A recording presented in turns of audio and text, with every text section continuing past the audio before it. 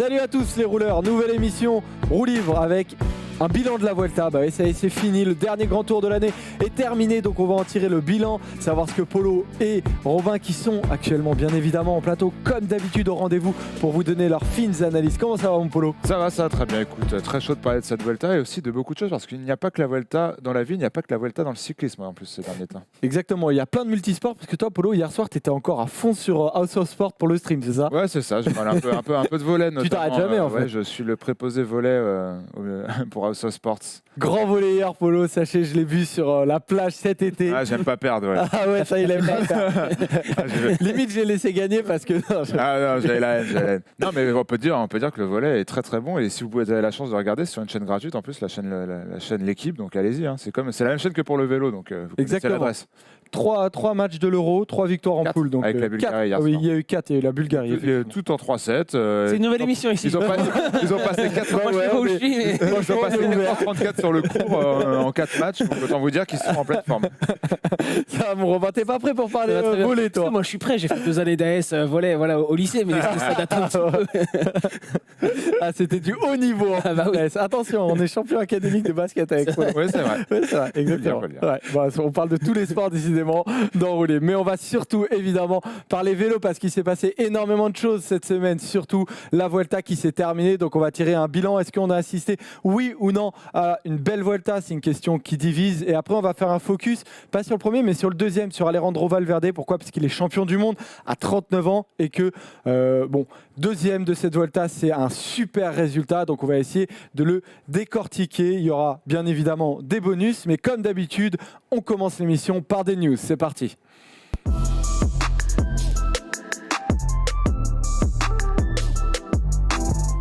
Avant d'aller en Espagne, on va au Canada parce que y a les classiques de fin d'année au Canada. Il y a le Grand Prix du Québec et il y a le Grand Prix de Montréal. On commence par le Grand Prix du Québec qui a été remporté, on va le voir sur le classement, par Michael Matthews de la Sunweb qui a fait Polo pour battre Sagan et Van Avermaet, un très gros sprint. Ouais, un très gros sprint, plutôt malin Matthews, puisque quand justement Julien Alaphilippe a tenté de secouer un peu le cocotier à 2 km de l'arrivée avec Sagan et Van Avermaet, d'ailleurs, il n'a pas forcément suivi, il a plutôt géré. Je sais pas, il y a un Robin qui me fait une moue. Non, c'est parce que je vois les petits les petits ballons de rugby derrière le classement de Bureau. C'est pour la Vuelta, on a laissé le rouge pour la Vuelta. Et du coup, non, Matthews a été plutôt malin de ne pas suivre ces gars qui ont attaqué. Sagan et Van Avermaet ont peut-être un peu flippé de voir Alaphilippe partir. Ils ont lâché du lest, ils ont lâché de l'afflux justement pour tenter de le suivre.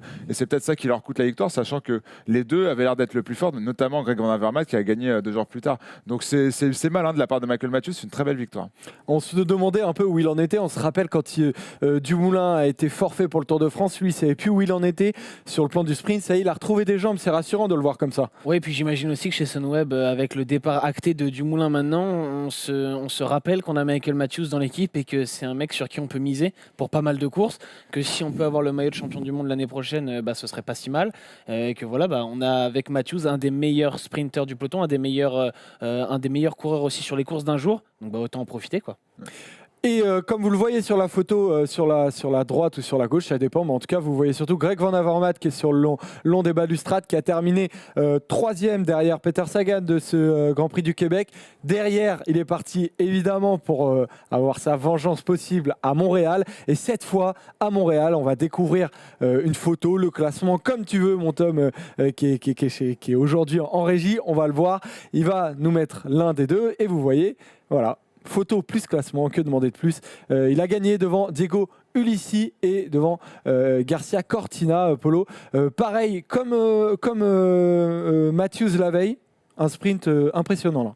Ouais, sprint impressionnant. Là, pour le coup, un peu plus de lointain. Une fois, c'est une course qui est décantée par Julien Alaphilippe, qui attaque du coup de plus loin cette fois, à 10 km de l'arrivée, avec Benoît Cosnefroy. Mais là, pour le coup, Julien Alaphilippe a manqué de fraîcheur, a manqué de jambes à l'arrivée. Cosnefroy lui demandait des relais. Il ne pouvait pas relier Cosnefroy, tout simplement. Est-ce que c'est vrai? Est-ce que c'est faux? Moi, j'ai plutôt tendance à croire que c'est vrai.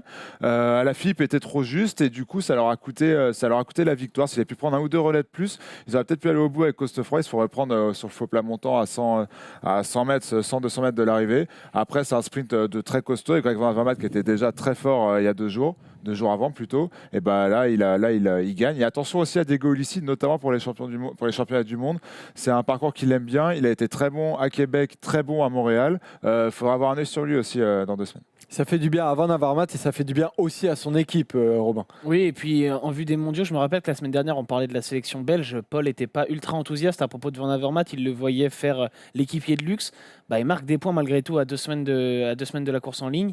Et il aura des arguments peut-être autant que Gilbert pour revendiquer le statut de leader dans 2 semaines. Donc, autant que Gilbert, autant que d'autres aussi. On en voilà. reparlera. Ils ont rajouté Wellens. C'est vrai, ils ont rajouté Wellens. Ils sont chauds patates. Et Tim de Klerk dans la sélection. Ça peut être une stratégie. Moi, je pense qu'elle peut être pas mal plutôt que la nôtre. On en parlera la semaine prochaine dans la preview. Mais une stratégie avec pas mal d'électrons libres sur un parcours comme ça, où il y a des gens qui peuvent jouer leur chance au sprint, comme Greg Van Avermaet sur ce genre de parcours. Des gens qui peuvent partir d'un peu plus loin, comme Evenepoel. Je trouve ça pas trop cohérent la semaine dernière, je l'avoue. Mais en y réfléchissant, je trouve que ça a de plus en plus de sens. Tu as commencé à parler de Benoît Cosnefroy et de l'attaque avec Alaphilippe. Pour ceux qui n'ont pas suivi, effectivement, ils ont attaqué tous les deux pendant un long moment et finalement, Alaphilippe n'a plus réussi à donner des relais à Cosnefroy. Ils se sont fait reprendre à 100 mètres de la ligne. On a une déclaration de Benoît Cosnefroy qui, à l'arrivée, évidemment, était frustré. Cosnefroy. C'est une vraie question. J'avoue que je ne sais pas. Moi, j'ai toujours entendu Cosnefroy. Donc... Bon, je dirais Cosnefroy. cette école-là aussi, pour le alors, je serai de votre école aussi parce que je n'ai pas envie de passer pour un grenade. Donc, je dirais Benoît Cosnefroy. Et il a dit: je connais Julien depuis longtemps. Je voulais qu'il réussisse, sachant qu'il était plus fort que moi. J'espérais qu'il prendrait de bons relais. Malheureusement, il était à bout et il ne pouvait plus relayer parce que, faut le dire, Paul, il y a eu pas une polémique, mais on s'est un peu étonné de voir Cosnefroy jeter le bras en arrière en demandant à Julien, mais c'est pas possible. Moi, je le comprenais. Quand tu regardes la course, tu te souviens de ce qu'a fait Alaphilippe 2 jours avant. Tu te dis, bon, c'est pas le grand Alaphilippe, mais il a l'air plutôt en jambes. Ouais, il a l'air plutôt là, il prend pas un relais à Cosnefroy, qui est quand même les deux s'entendent bien. C'est un Français, surtout quand tu vois Cosnefroy qui dit qu'il avait envie de le faire gagner.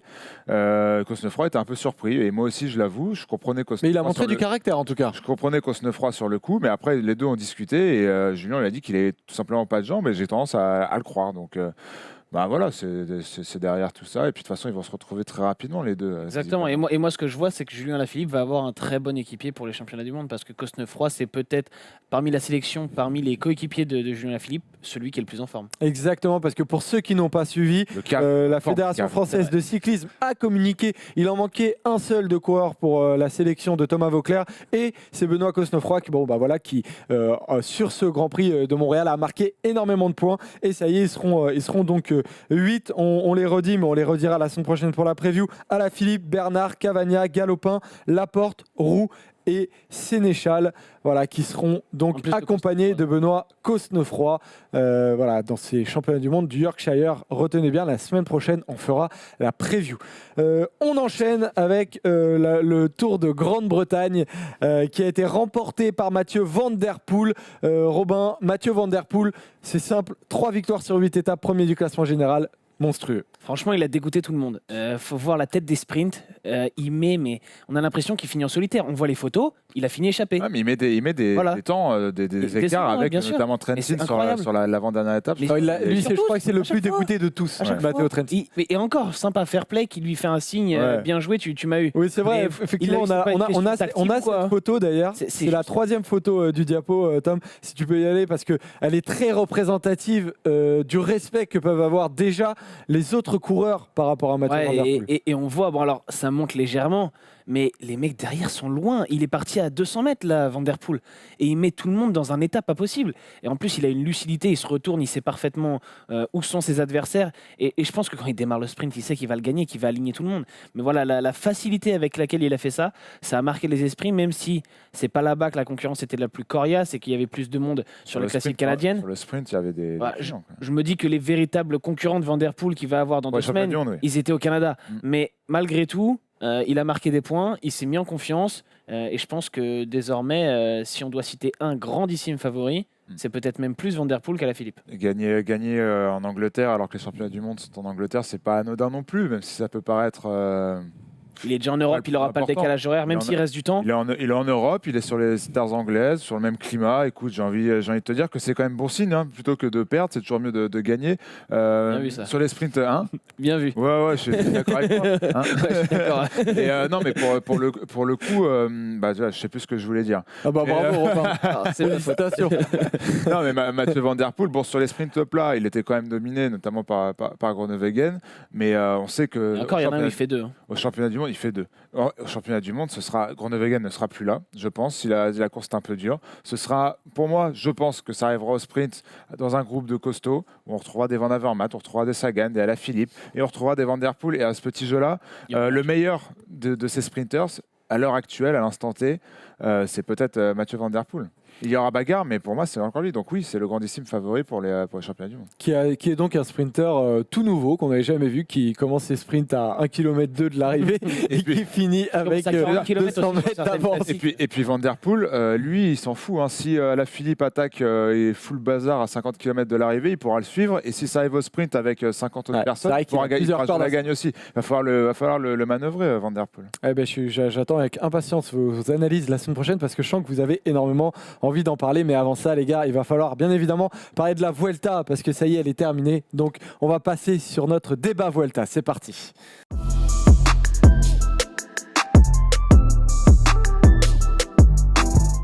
La question qu'on va se poser, c'est oui ou non, a-t-on eu une belle Vuelta? Cette Vuelta qui s'est donc terminée, soldée sur une victoire de Primoz Roglic. On va le découvrir en tableau.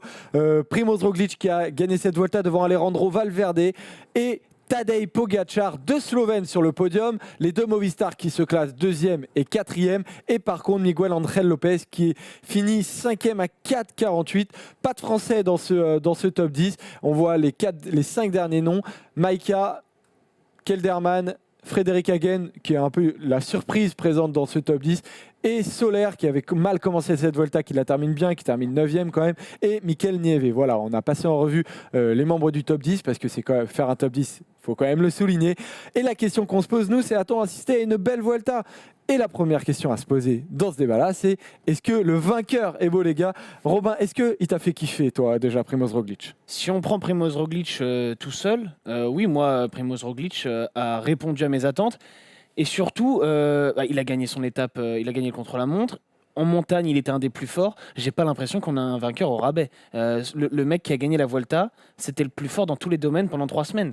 Donc oui, de ce point de vue-là, c'est un très beau vainqueur. En plus, c'est un nouveau vainqueur sur un grand tour. Un garçon qu'on attendait, parce que ça fait 1 an et demi, presque 2 ans, qu'on l'annonce comme un candidat à la victoire sur 3 semaines. Il a fallu qu'il apprenne sur le Tour de France, sur le Tour d'Italie. Ça y est, il concrétise.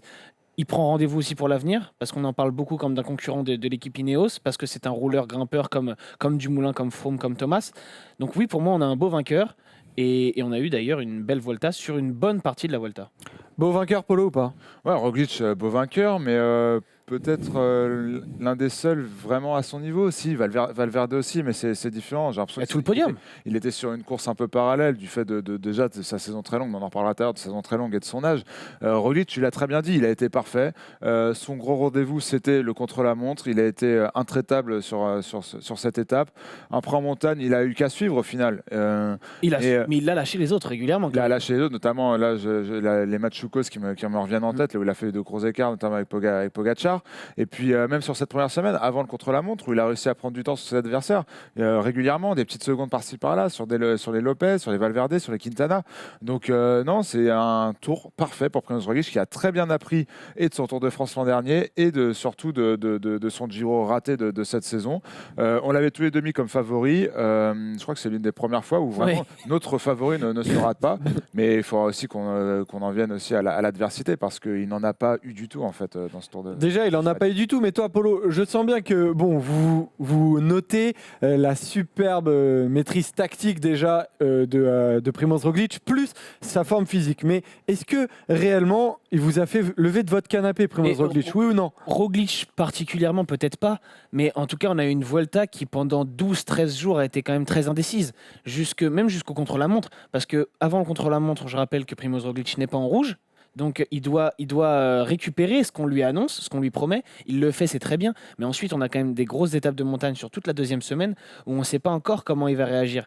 Et finalement, le suspense, il est tué au moment où Roglic répond plus que présent sur ces étapes-là. Pour moi, Paul, tu soulignes l'étape des Machucos. Pour moi, c'est là qu'on perd le suspense. Où on se rend compte que même si c'est des gros pourcentages, même si c'est de la haute montagne, Roglic est au-dessus des autres et que donc il sera intouchable. Mais pendant 13 jours, on a une Volta indécise, on a la chute de Primoz Roglic qui aide un petit peu sur le contre-la-montre, même si on lui souhaitait pas, qui a ajouté un peu de suspense, qui fait que Roglic n'arrive pas en rouge. On a Quintana qui fait un bon coup de Trafalgar le deuxième jour. On a Lopez aussi qui porte le maillot rouge. Quintana qui arrive en rouge au chrono. On avait du suspense pour moi. Alors comment ça se fait que derrière cette Volta, la deuxième partie de la Volta, voire le dernier tiers, je ne sais pas Polo ce que tu en penses, mais n'a pas été si excitant que ça? Parce que c'est simple, parce que Roglic avait assommé la concurrence. Déjà, on l'a dit sur le contre-la-montre, et puis après cette étape des Machucos où ses adversaires avaient beaucoup d'espoir, et au final, Roglic les enterre à ce jour-là. C'est eux qui s'enterrent aussi, hein. C'est eux qui sont pas au niveau. Hein. Voilà, c'est ça. Roglic les enterre, oui, façon de parler, mais forcément, c'est que les autres ne sont pas au niveau, et on y reviendra, parce que le vrai problème, je pense que c'était le niveau de ses adversaires. C'est pas pour faire offense à Valverde, qui à 39 ans fait un deuxième de Vuelta, mine de rien pas contesté, puisque derrière ça s'est bagarré pour le podium, mais jamais on n'a pas forcément pensé à chercher Valverde, à part peut-être Quintana quand il prend son échappée fleuve, et encore. Et tu sais qu'il va prendre le lendemain ou après. Et Pogacar, on y a cru peut-être la veille de l'arrivée, mais encore ça paraissait quand même assez improbable. Donc il y a surtout pour moi un vrai problème d'adversité, et quand de toute façon ce Tour d'Espagne il convenait parfaitement à Roglic, je l'avais dit, Roglic est un rouleur grimpeur, on le sait, excellent rouleur, mais aussi très bon grimpeur, et c'est aussi quelqu'un qui passe très bien j'ai envie de dire les côtes Valverde, les côtes très tout convient. Très sèches. Le problème c'est que tout convient à Roglic. C'est ça. Tu lui mets des cols longs, ça lui convient aussi. Tu lui mets des descentes, ça lui convient. Vous en avez pas peut-être l'erreur de ce parcours d'ailleurs. Moi, tu peux pas blâmer l'organisation pour moi. L'organisation, tu peux la blâmer, mais pas sur le parcours, sur des faits de course. Mais pas pour le fait qu'on aurait eu une Vuelta c'est la Vuelta plus intéressante sur la fin. C'est l'identité de la Vuelta. On aime ou on n'aime pas. Moi, c'est pas ce qui me dérange le plus. Je sais qu'en regardant la Vuelta, je m'attends à ce genre de parcours. Je sais qu'on n'aura pas forcément de grosses étapes de montagne avec beaucoup d'altitude, avec des cols longs. Je sais ce qu'on aura comme type d'arrivée, ces arrivées sèches, les coureurs dures. aussi. Voilà, on le sait. C'est comme ça. Et par contre, ce qui est vrai, c'est que ça correspond aussi bien à Primoz Roglic qu'à Alejandro Valverde. Il y en a qui n'étaient pas convaincus avant la Vuelta, maintenant ils le sont. Mais ces gens-là qui n'étaient pas convaincus, il faut qu'ils regardent notamment les courses espagnoles de début de saison, d'une semaine, où ils verront que Roglic aussi performe toujours dans ces moments-là. Roglic, à la fin de cette Vuelta, elle dit notamment ces 3 semaines ont été difficiles. Il y a eu les nombreuses chutes et contretemps qui l'ont rendu mentalement difficile. Chaque jour, 2 fois quand même. Chaque jour, il se passait quelque chose. Mais si cette Vuelta n'a pas été si belle aux yeux des observateurs, il y a eu beaucoup de critiques qui ont été formulées. Voilà, beaucoup n'ont même pas suivi la dernière semaine, il faut le dire. À qui la faute? Est-ce que ça peut être la faute, notamment, vous commencez à l'évoquer, l'adversité, mais qui peut être blâmé? Parce que Alejandro Valverde, Tour de France, Quintana, Tour de France, c'est des mecs qui sont venus en outsider, disons, qui prenaient ce qu'ils avaient un peu à prendre. Hormis Miguel Angel Lopez, est-ce qu'il y en a d'autres qui vous ont réellement déçu et qui ont du coup pas participé à rendre rendre cette Vuelta spectaculaire? Pour moi, les deux Colombiens, parce que Lopez et Quintana, ils ont rendu la Vuelta intéressante jusque 10-12 jours jusqu'au Machucos où ils craquent tous les deux face aux deux Slovènes. Et Pogacar, on est très content de l'avoir vu éclore, mais il n'était pas un rival pour Roglic. Alors que Lopez et Quintana devaient l'être. Et d'ailleurs, quand on faisait nos pronostics en début de Volta, on mettait ces trois-là. À la différence quand même que Quintana sort d'un Tour de France, que Lopez avait réellement visé la Volta. Alors exactement, c'est encore plus grave pour Lopez, mais Quintana, malgré tout, son Tour de France, sa fin de Tour de France, elle est déjà un petit peu en marge du général, où il va se replacer finalement grâce à une échappée et grâce à sa victoire d'étape. Mais c'est plus tout à fait un Tour de France où il est sur le qui-vive tous les jours pour jouer le classement général. C'était déjà un petit peu différent. Donc pour moi, et on voit bien la Volta qu'a fait Valverde, le Tour de France n'est pas forcément un frein, et même Quintana a déjà fait des belles Volta après un Tour de France. Donc non, pour moi, c'est vraiment ces deux-là qui sont pas à la hauteur sur les 10 derniers jours et qui font qu'on s'est ennuyé, oui. En tout cas, on se mettle devant la télé en sachant qu'il allait rien arriver à Roglic. Il y en a d'autres aussi, Polo. Il peut y avoir Ineos, par exemple, qui peut être blâmé pour ça. Il y a aussi la malchance de Lièvre Drapac qui perd la moitié de ses coureurs sur une chute. Tu crois que Uran aurait fait quelque chose, toi? Je sais pas, il était 6e du classement avant de il chuter. attaque Uran. Moi, j'y aurais pas cru, mais ça aurait pu être un acteur. même si évidemment c'est pas le plus grand des acteurs, hein, c'est pas un acteur à Oscar, mais ça aurait pu être un acteur. Après, d'ailleurs, Oran, grosse chute, hein, il a été quand même hospitalisé pendant 7 heures sous intervention, poumon perforé. Il n'est pas passé loin de la grosse catastrophe. Hein. Mais pareil, tu parleras d'Higuita tout à l'heure dans tes bonifications, dont j'en attendais un peu plus. Ineos, tu l'as très bien dit, j'attendais beaucoup plus de Tog Gennard. Mais finalement, Woodpulse il fait une aussi, course. ouais. Woodpulse, évidemment, une grosse déception. Tog Gennard, il fait une course en marge du général qui est plutôt intéressante. Où il a deux, je crois qu'il fait 2 top 3, notamment la victoire de Sepp Kuss, il est juste derrière. Il reste rien. En fait. Il ne gagne pas. Woodpulse est aux abonnés absents. Pierre Latour aussi, on attendait plus en tant que Français. C'est important qu'un Français brille au classement général. On l'a très bien vu cet été sur le Tour de France. On le voit ici, notamment, si je ne dis pas de bêtises, Pierre Latour, on l'avait mis, on y croyait. Et au final, il n'a pas brillé, loin de là. Il finit à plus de 2 heures, je crois, de Primoz Roglic au classement général. Après, une fois que c'est mort, autant ne pas s'accrocher pour finir à 25 Après, minutes. ce qui est dommage avec Latour, c'est qu'il est à 2 doigts de gagner au Matchukos. Ouais. C'est dommage parce que son échappée a fait vraiment n'importe quoi. Il a vraiment manqué pas grand-chose pour résister à Roglic et à Pogacar. Mais voilà, c'est à ça que se joue une Vuelta intéressante, à une victoire française, le bilan des Français à une d'ailleurs. adversité pour le classement général. Le bilan des Français, moi je trouve qu'il est très bon. Le bilan des Français, en fonction des forces en présence, si tu enlèves Pierre Latour, on a une victoire d'étape, on a le maillot rouge porté pendant 1 ou 2 journées avec Nico Hédet, et on a le classement par points, pas du tout le classement par points, le classement de la montagne avec Geoffrey Bouchard. C'est pour moi, je sais pas ce que tu en penses, Ah oui, c'est un bon bilan finalement. Ce fameux maillot à pois bleu. Exactement. Cette victoire d'étape, elle s'est fait attendre, mais finalement, c'est beau de la part de Cavagna. Et quand on parle d'une belle Vuelta, je pense qu'on doit aussi prendre ça en compte.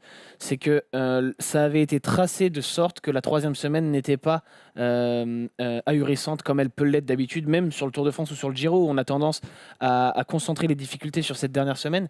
La Vuelta avait pris un pari différent cette année, avec beaucoup de difficultés en 2e semaine. Il se trouve que c'est là que Primoz Roglic était le meilleur. C'est là où il y avait le chrono.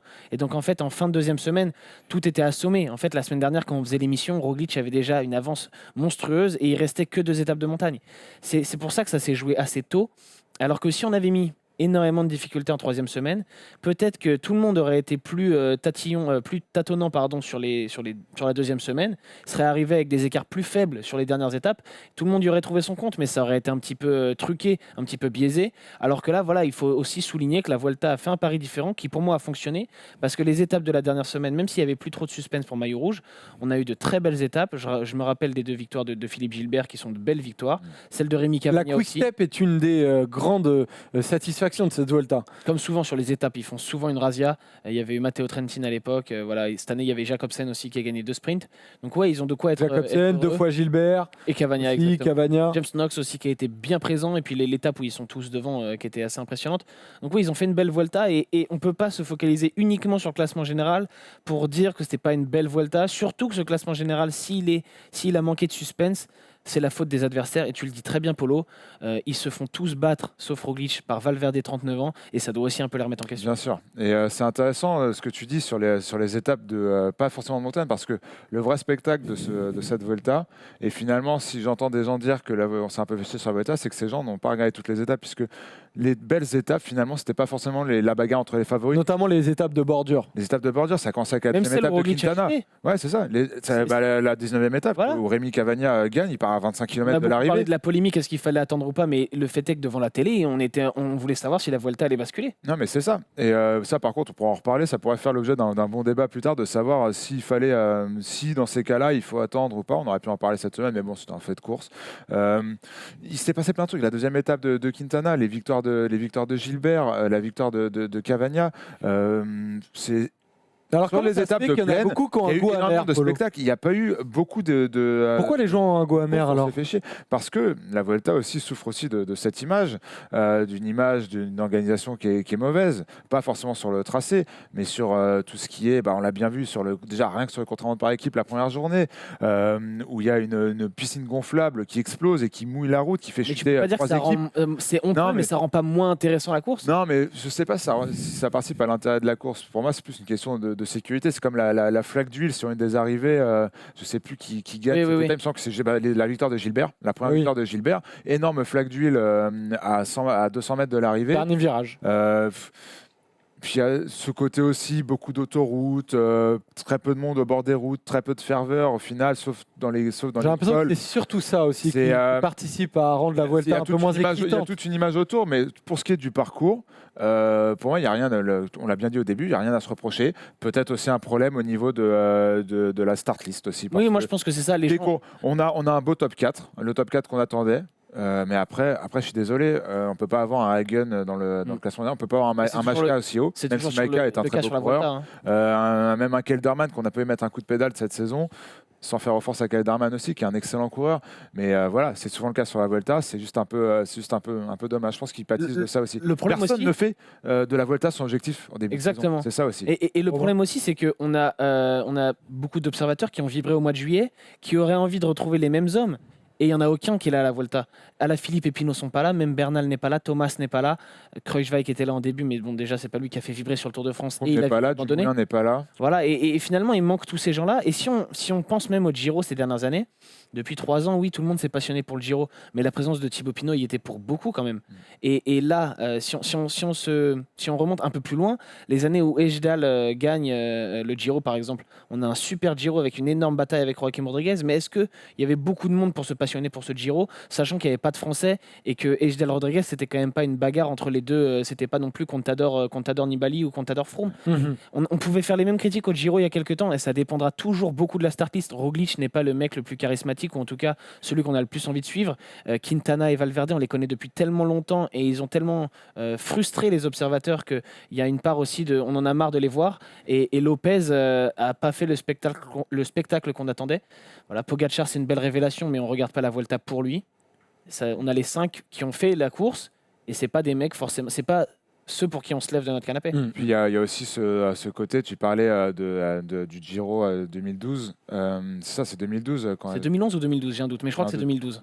C'était aussi sur une chaîne payante. Le Giro est aujourd'hui sur une chaîne gratuite. Le Tour de France sur une chaîne gratuite, la Vuelta est sur une chaîne payante sur lequel, si tu n'es pas fan de vélo, tu ne t'abonnes pas, sans faire offense à Eurosport. Qui en plus en fait une très belle Qui en couverture fait avec une les rois de la excellente pédale derrière. comme sur toutes les autres courses qu'ils ont. Et c'est pour ça que moi j'y suis abonné, c'est que la retransmission est toujours de très bonne qualité et les consultants sont très cool. Mais si tu n'es pas fan de vélo, tu ne t'abonnes pas à Eurosport. Les gens sont toujours surpris quand je vois que je suis abonné à Eurosport, mais c'est juste que j'aime le vélo. Et puis aussi, T'es un mec surprenant, toi. j'essaye un peu. J'essaie Tu de as plein sortir. de dons à être abonné à Eurosport. J'essaie de sortir de ma zone de confort. Et puis il y a aussi le problème avec Roglic, c'est que c'est un rouleur grimpeur. Tu mets un contre-la-montre plat de 40 bornes, et ben forcément, si t'as pas un mec de son profil, un Dumoulin ou plus un Froome, Geraint Thomas, et ben forcément qu'il va prendre un avantage sur les purs grimpeurs que sont ses adversaires. On en avait parlé en début de saison. Maintenant, pour qu'un grimpeur gagne un grand tour, c'est compliqué, c'est très compliqué. Toute dernière question là-dessus, c'est aussi le storytelling qui entoure un coureur. Et il y a très peu de storytelling autour de Primož Roglic parce que c'est un coureur qui ne s'ouvre pas, ou très peu en tout cas, qui carrément à l'arrivée, j'ai lu un papier de Benoît Vitek sur Eurosport hier qui disait voilà, que Primož Roglic, à l'arrivée, voyait un journaliste arriver et lui demander voilà, un petit interview et lui dire mais qu'est-ce que tu veux que je te dise, j'ai rien à raconter. Et ça, c'est aussi compliqué d'avoir un vainqueur qui n'a pas envie de rendre sa victoire un peu historique et raconter ce qu'il y a derrière les coulisses. Ouais, après, il y a toujours le problème que Roglic, il a été maillot rouge pendant 10 jours. Donc le protocole avec les interviews d'après-course, il en a eu pendant 10 jours. Il était fatigué. Et au bout non, mais c'est vrai qu'au bout de 10 jours, je pense que tu as moins à raconter. Après, c'est vrai que Roglic... Ah, mais ça fait partie du métier aussi. Exactement, ça fait partie du métier, mais il y en a qui sont plus forts que d'autres là-dedans. Et... On a l'impression qu'il est content de son équipe, de lui, donc il n'a pas besoin de... Il est concentré. Après, il n'a pas besoin de la popularité, en fait. Ça, après, sur Roglic, il y a une grosse histoire avec le fait qu'il vienne du saut à ski. Mais ça a été tellement raconté depuis 2-3 ans qu'il faudrait qu'il donne autre chose aux observateurs, même à ses fans, s'il y en a beaucoup. Au En tout cas, lui, il était content. Voilà. Il disait on a vu la décla rapidement. Si tu prends, c'est le cas de tous les mecs qui étaient sur la Vuelta quasiment, parce que Pogacar, on le découvre et c'est encore un mec légèrement, assez timide parce qu'il a 20 ans, il n'est pas habitué à répondre à la presse. Lopez et Quintana ont jamais été très bavards et très loquaces, même si Lopez nous fait une belle sortie après l'étape où Movistar a essayé de renverser Roglic. Ah, la Lopez. Ouais. Et Valverde, c'est pas non plus, même s'il est à domicile, etc., c'est pas le gars qui va te raconter les meilleures histoires tous les jours. Donc c'est sûr que quand tu compares à ce qu'on a eu au mois de juillet, où on a le premier Colombien qui gagne le Tour de France, avec sa femme qui vient sur le Tour de France les derniers jours, quand tu as Alaphilippe en jaune pendant des jours et des jours, que voilà, ça n'a rien à voir. En tout cas, lui, il est plutôt content. Il est plutôt content, Primoz Roglic, de dire que voilà, ça a été des semaines compliquées, mais surtout que ça a été un sentiment extraordinaire. Et c'est encore mieux d'être accompagné par un Slovène, et notamment Tadej Pogacar, du coup, parce que ça a aussi été un des trucs qui a fait ils ne se sont pas attaqués parce qu'ils s'aiment bien, et puis ils avaient des intérêts communs. Voilà. On en a terminé avec ce débat. Beaucoup de choses ont été dites. N'hésitez pas dans les commentaires à nous dire ce que vous avez pensé de cette Vuelta. Et nous, on parle dans le focus d'Alejandro Valverde. C'est parti.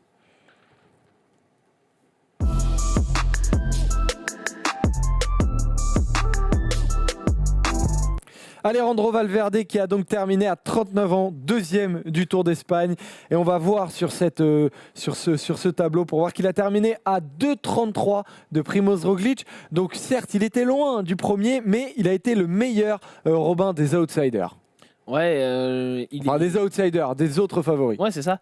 Moi, je me rappelle qu'il y a un an, il avait perdu cette deuxième place sur la dernière étape de montagne à Andorre. Mais on avait déjà eu la preuve que malgré les années, il était encore capable d'être performant sur 3 semaines. Et là, c'est la confirmation. Je pense qu'il mérite complètement cette deuxième place. Si on regarde l'ensemble de cette Vuelta, il l'a franchement pas volé. Même s'il y a eu un mini doute sur la dernière étape avec Pogacar qui était à l'avant. Mais j'aurais été presque déçu de voir un Quintana ou un Lopez lui passer devant. Quintana, ça a failli avec cette dernière échappée. Franchement, malgré les années, on voit bien que Valverde, ça ne sert à rien d'essayer de pronostiquer son déclin, de pronostiquer le moment de son déclin parce qu'on l'a annoncé 10 fois. C'est un peu lui qui le décidera. Exactement. Et il faut prendre en compte que ce mec-là n'est pas comme les autres, qu'il a une longévité complètement à part. Et voilà, attendons de voir jusqu'à quand ça durera, mais ça ne sert à rien d'essayer de pronostiquer la fin. Valverde deuxième, tu t'y attendais, Polo ? Moi, je m'attendais à une. Ouais, je m'y attendais parce que je vous l'avais dit, et même après les Ardennaises, où je vous avais dit, regardez Valverde, alors que tout le monde disait qu'il était fini, qu'il fallait qu'il arrête sa carrière. Il sortait d'une saison de classique catastrophique. Il sortait une saison classique, il avait obtenu son objectif, le seul peut-être objectif qui lui manquait, c'est d'être champion du monde. Il mettait pas un pied devant l'autre, enfin, il mettait pas un coup de pédale devant l'autre sur les classiques. Tout le monde disait, c'est terminé, Valverde machin. Je fais quand même, regardez physiquement comment il est affûté, comment il est maigre. Il va arriver sur le Tour de France, on va voir ce qu'il peut faire, mais moi je pense qu'il va être très bon. Résultat, il fait un top 10. Et souvenez-vous, qui règle les favoris sur la dernière étape de montagne sur le Tour de France à Val Thorens, c'est Valverde. C'est un Valverde qui a très bien fini le Tour de France, même à Val Thorens où c'est à plus de 2000 mètres d'altitude.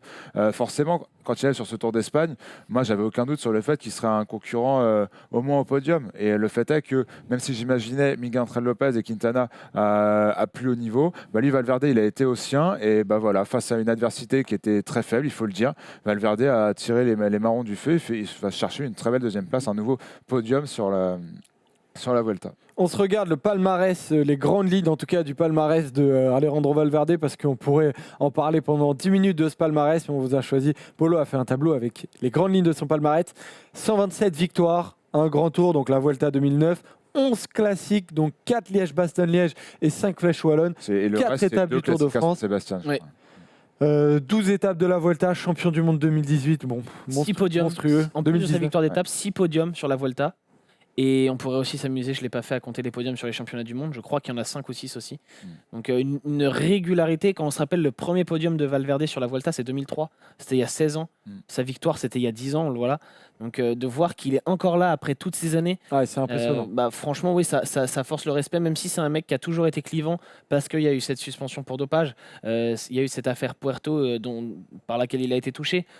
Évidemment que c'est difficile de faire confiance à 100% à un mec qui a trempé là-dedans, mais force est de constater que de toute façon, c'est pas ça, c'est pas le dopage qui te fait être le coureur qu'il est à 39 ans, parce qu'il y a des dizaines et des dizaines de mecs qui se sont chargés, et beaucoup, et on l'a su, et qui n'ont pas eu cette longévité. Donc franchement, c'est de toute façon hyper louable ce qu'il est en train de faire.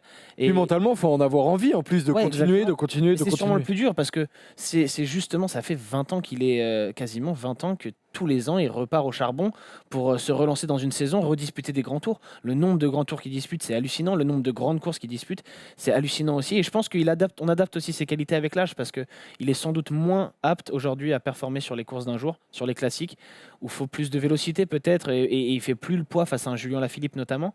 Mais sur les grands tours, il a encore cette régularité, ces capacités de récupération, d'endurance, qui lui permettent d'être là. Après, chacun son truc. Je me rappelle avoir discuté avec Job Zottmel, qui a été champion du monde à 40 ans. Lui, c'était l'inverse. Il a fait pendant des années des podiums sur les grands tours, et à la fin, il n'y arrivait plus, alors qu'il arrivait à performer sur les courses d'un jour, ce qui lui a permis de gagner la course en ligne à 40 ans. Valverde, c'est un peu l'inverse. Aujourd'hui, c'est plus les classiques, mais sur les grands tours, pour le déloger, il va encore être capable de faire ça pendant peut-être quelques années. Et je voyais au mois de juillet, c'était son directeur sportif chez Movistar, José Luis Arrieta, qui disait sur le Tour de France, on lui a demandé de ne pas jouer le classement général, mais il n'y arrive pas.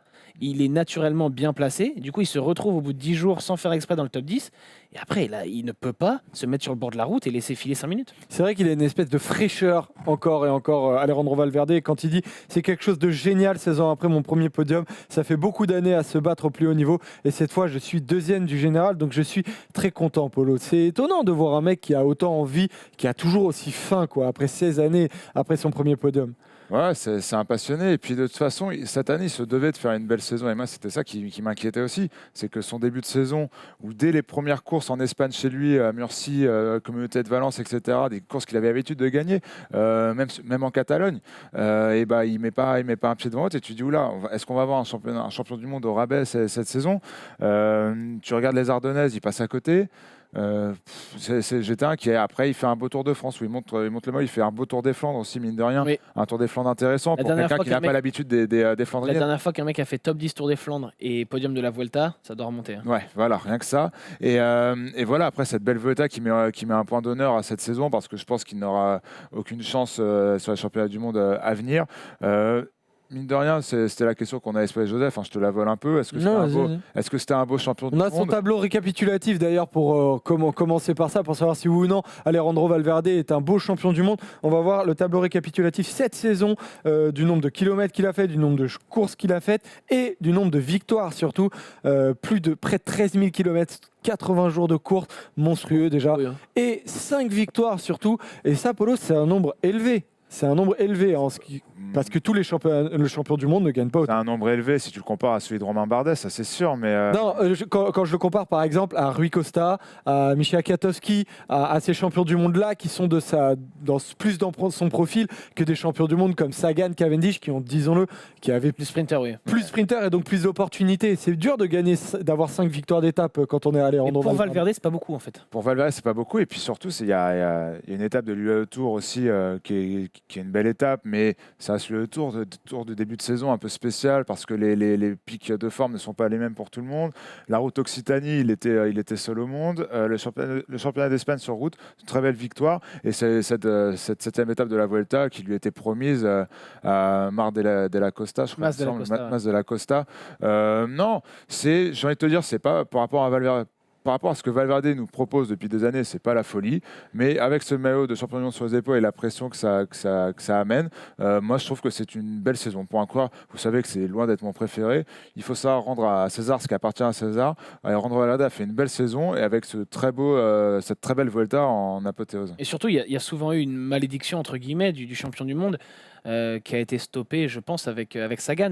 Mais avant, même Gilbert, son année champion du Ça, monde, c'est ce elle que j'allais est dire. très compliquée.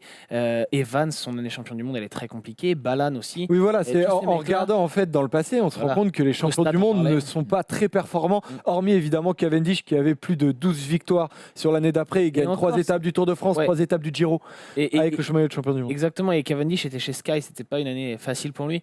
Mais c'est vrai que ça a longtemps été pas facile pour les mecs qui étaient champions du monde de gagner beaucoup. Voilà, je pense qu'après Bettini, entre Bettini et Sagan, les mecs qui ont eu le maillot arc-en-ciel, ils ont pas mal galéré. Même Bischoff. Il avait gagné, je crois, sur le Tour de France, mais c'était pas facile. Et Sagan a relancé la machine. Ensuite, on a Valverde qui nous fait pas la saison du siècle, parce que tu le dis, Paul, il nous a fait beaucoup mieux.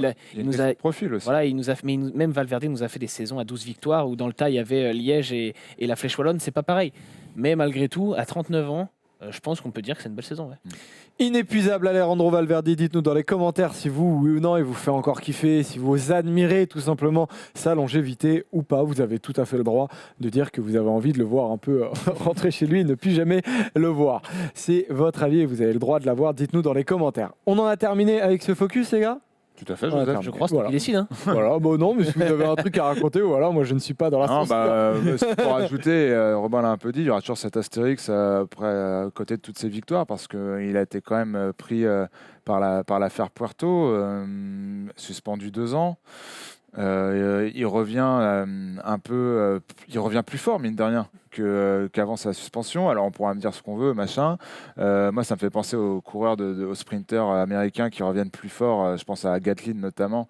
Voilà, il y a quand même un vrai problème de crédibilité dans tout ce palmarès. Après, évidemment. Je pense que tout le monde l'a en tête de toute façon. Tout le monde l'a en tête. Il y a une astérix. Pour l'instant, le trait n'est pas barré. Voilà. Mais il est déjà pénalisé par ça, parce qu'à chaque fois qu'il fait une performance, on a toujours cette arrière-pensée. On va pas être triste pour lui, quoi. C'est pas. Oui, voilà. Lui, il est très heureux, il vit très bien avec. Hein, il n'y a aucun problème. Il n'a pas besoin de nous pour ça. On a terminé avec ce focus. On passe donc au bonif. C'est parti.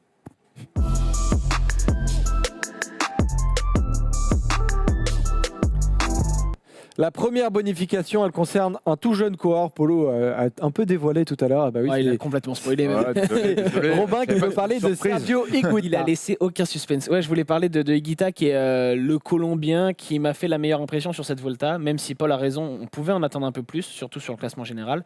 Mais c'est malgré tout la première fois qu'il se lançait dans un grand tour. La première fois du coup qu'il était concerné par le classement général. En plus, au départ, il n'arrive pas forcément avec d'énormes ambitions, puisqu'il doit aider Rigoberto Urán. Finalement, ça change un petit peu avec l'abandon de son leader.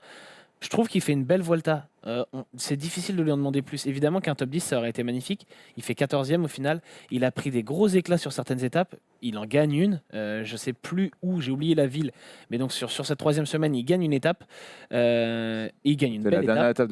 L'avant-dernière étape de montagne, avec arrivée en descente. Je crois, il me semble que c'était la 18e étape. À Villa ou quelque chose comme ça. Et j'ai Pro Cycling Stat est mort ce matin, donc on ne peut pas vérifier. C'est vrai, depuis tout à l'heure, impossible. Et non, franchement, j'ai été satisfait de sa Volta. Sa saison a été belle. C'est pour ça qu'on avait des attentes avant le début de la Volta. Et je pense qu'il a pris rendez-vous pour l'avenir. Rigoberto Urán chez Education First, quand même les années passent et ça fait un moment qu'il nous a pas fait un beau grand tour.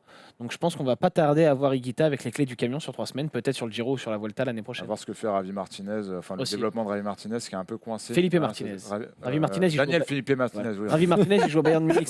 C'est lui. Alors, c'est une bonne sentinelle. J'aime bien mettre défenseur central dans FIFA, dans je ne sais plus quel FIFA, alors qu'il était au terrain. Oui, mais c'est parce que Pep Guardiola l'a mis toujours. On a parlé vraiment on a parlé basket, on parle foot. Ravi Martinez qu'on salue. Daniel Felipe Martinez, évidemment, lui aussi qui est un peu coincé, mine de rien, cette saison-là. J'attendais peut-être plus de ce coureur. Mais oui, Higuita, c'est clairement l'avenir. Je l'attendais mieux. Mine de rien, sur le classement général. Mais il a fait un peu exprès sur la fin. Oui, ça c'est sûr, mais parce qu'il était déjà un peu largué. J'avais mis top 10, moi. J'avais mis top 10, il me semble, dans mes pronos. Mais écoute, il prend rendez-vous. Lui aussi, il est encore jeune. J'avais donc la bonif de Robin. Par contre, toi, Polo, tu m'as laissé le mystère sur cette bonif. Moi, j'attendais un peu de savoir de quoi on avait pas, notamment dans le débat. Et, il aime pas trop préparer les émissions, Paul. Mais du coup, il va se dire Tadej Pogacar, je suis sûr. Non, j'hésitais entre Pogacar, mais je voulais aussi saluer le très bon tour des Français. Je l'ai fait tout à l'heure. Je voulais en rajouter une petite couche. Nicolas Hédet, top 20 d'un grand tour, maillot rouge. Il s'est battu en montagne avec César à 31 ans. On se souvient qu'il avait été aussi meilleur grimpeur de cette Vuelta en 2013, il me semble. Très beau tour pour Nicolas Hédet. Très belle victoire d'Amy Cavagna, 25 km en solitaire. Ça me rappelle un peu sa victoire sur le Tour d'Utah ou le Tour de Californie, il me semble. Je confonds toujours. Avec vent défavorable. Avec vent défavorable. Là, sur la Vuelta, ou le Tour de Californie, il était parti tout seul à 60 km de l'arrivée. Il avait gagné. C'était une très très belle étape aussi. Et puis Geoffrey Bouchard, première année pro. qui remporte le maillot de meilleur grimpeur. Improbable. À C'est 29 ans, hallucinant. c'est une super magnifique. histoire. Et ça sauve aussi un peu le tour d'AG2R à la mondiale avec la déception Pierre Latour. Complètement même. Donc non, c'est un très bon bilan pour les Français. Et puis voilà, vu qu'on y est, aussi mention à Tadej Pogacar. Oui, j'allais le prendre en bonif, du coup, on se comprend, Polo, parce que Tadej Pogacar, on n'en a pas parlé dans le débat, mais mon Dieu, à 20 ans, prendre le podium quand même, avec un esprit attaquant comme il l'a, impressionnant. Il a 3 ans de moins qu'Egan Bernal. J'ai l'impression que c'est un meilleur rouleur que lui. En montagne, on l'a déjà vu cette année, l'image de Bernal est très bon, que ce soit en Algarve ou en Californie. C'est kiffant d'avoir un mec où on se dit Bernal, en fait, il va peut-être pas régner. C'est ça, on se disait, ouais, Enfin, Bernal, il est bien qu'on aime bien Bernal, mais pour gagner 5, 6, 7 ans. il y a de l'adversité qui arrive. Ce serait mal connaître les forces en puissance. Tu parlais d'Higuita, il aura son mot à dire. Pogacar, Evenepoel, voir ce que font les Mathieu Van Der Poel et Van Aert qui ont visiblement aucune limite. Evenepoel voilà. aussi. Hein Osez nous Evenepoel, parler je l'ai dit, de règne. Ah, j'ai cru que tu avais dit Van Der Poel. Ouais, j'ai dit les deux. Il a dit les deux. Mais, Il a dit. voilà, Voilà. Il a et même puis dit ça- Merpool. Il y a une espèce de climat qui change où, mine de rien, maintenant, on peut performer avant 23 ans. Je veux dire, on peut performer, on peut gagner des grands tours. Quand on voit ce que fait Evenepoel, notamment sur la classe Corse Sébastien, quand on voit ce que fait Van Aert sur chaque course en ligne à laquelle il participe, quand on voit ce que Van Der Poel, mais ça marche aussi pour Van Aert aussi, qu'on a vu excellent sur le Tour de France. Voilà, maintenant, il y a une nouvelle génération qui se met en place et cette nouvelle génération a compris très vite qu'elle pouvait gagner très tôt. Donc, à mon avis, dès l'année prochaine, plus de on limite, peut en effet. s'attendre à des choses assez incroyables. Et attention à un dernier grand talent qui arrive sur le plateau, qui est tout jeune, qui est tout frais, c'est Alejandro Valverde.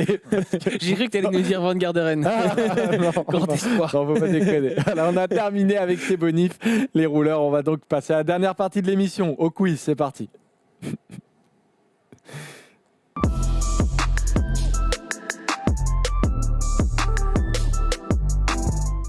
Trois petites questions rapides pour le quiz. Il n'y aura pas un très long quiz parce que voilà, on n'a pas énormément de temps non plus. On va être tranquille pour terminer l'émission.